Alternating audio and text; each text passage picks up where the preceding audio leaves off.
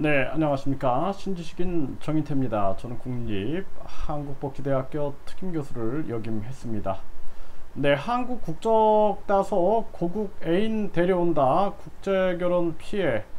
이 부분에 대해서 좀 말씀을 드리겠습니다.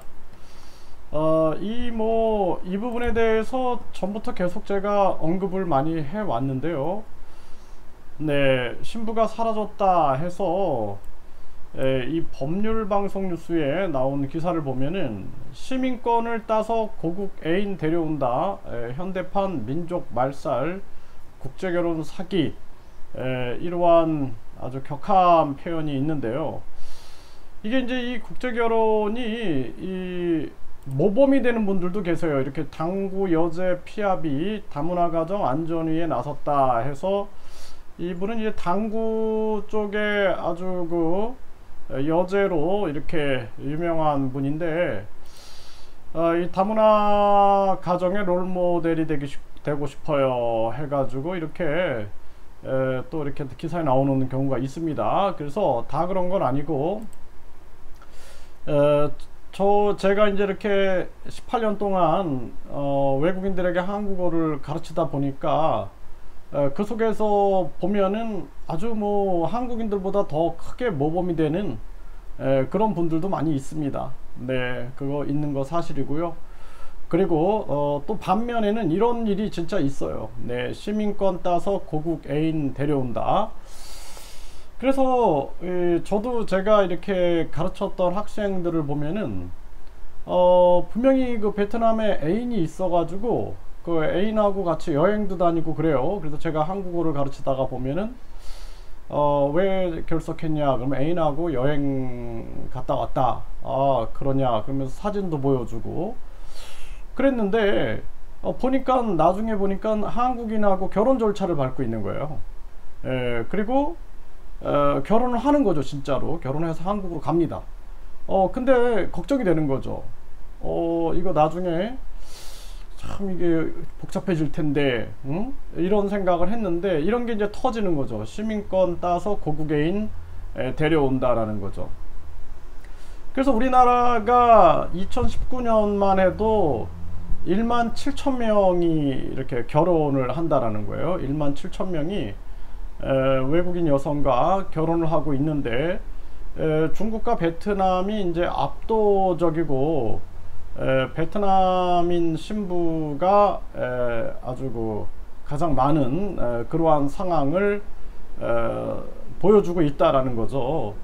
그런데 여기서 보면은 이혼이 이렇게 쭉 늘어나고 있는데, 그런데 혼인 중단 상태, 그러니까 이혼했거나 가출 별거 등으로 결혼 생활을 이어나가지 못하고 있다라는 거죠. 이런 경우가 많이 있는데, 여기서 보면은 다시 재혼을 한단 말이죠. 이분들이 여기서 이걸 눈여겨보고 있는 거죠. 재혼을 하는데 한국 남성과 결혼으로 한국 국적을 취득한 여성이 고국에 있던 남성과 결혼을 한다라는 거예요. 그래서 재혼이 420건이 있었는데, 그러니까 한국 남자하고 결혼해 가지고 국적을 취득한 다음에는 고국에 있는 애인과 다시 결혼을 하는 거예요. 그러면 이제 이 여성분은 한국인이 되는 거죠. 한국인. 그러니까 여성분은 한국인이 되는 거고, 그리고 이제 한국 국적을 가지고 있기 때문에 자기 국가의 남자와 다시 결혼하게 되면 그 남자도 또 한국 국적을 받게 되는 거예요. 이해되시나요? 네, 그래서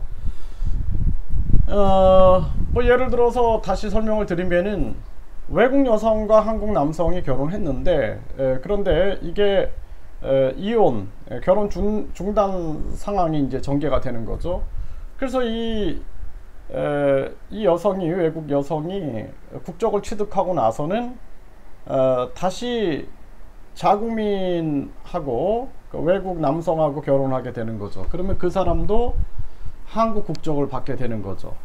이렇게 되는 겁니다. 이렇게 되면은 결국에는 아주 극하게 여기서 표현을 한 건데 민족 말살이다 이렇게 표현을 한 거예요. 그래서 그래서 국적을 따서 고국 애인과 다시 결혼한다라는 거죠. 네, 현대판 민족 말살 국제 결혼이다 이렇게 비판한 겁니다. 근데 이런 사례들이 많이 있어요. 네, 많이 있고 뭐 예를 들어서 이 결혼을 하셨는데 그런데 근로자들로 온 외국인들 자기 나라의 외국인들과 함께 연애하는 그러한 사례들부터 해가지고 이런 게 굉장히 많습니다. 그래서 이 결혼이라는 것이 굉장히 중요한 건데 결혼이 목적이 되면 안 되거든요.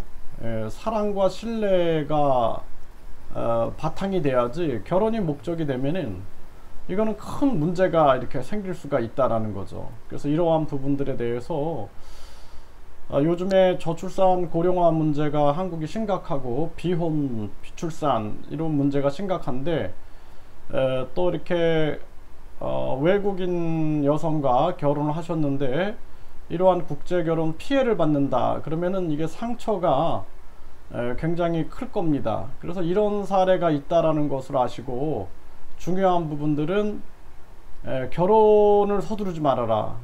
그리고 충분한 연애 과정을 통해서 사랑과 신뢰가 바탕이 돼야 된다 이런 말씀을 드립니다.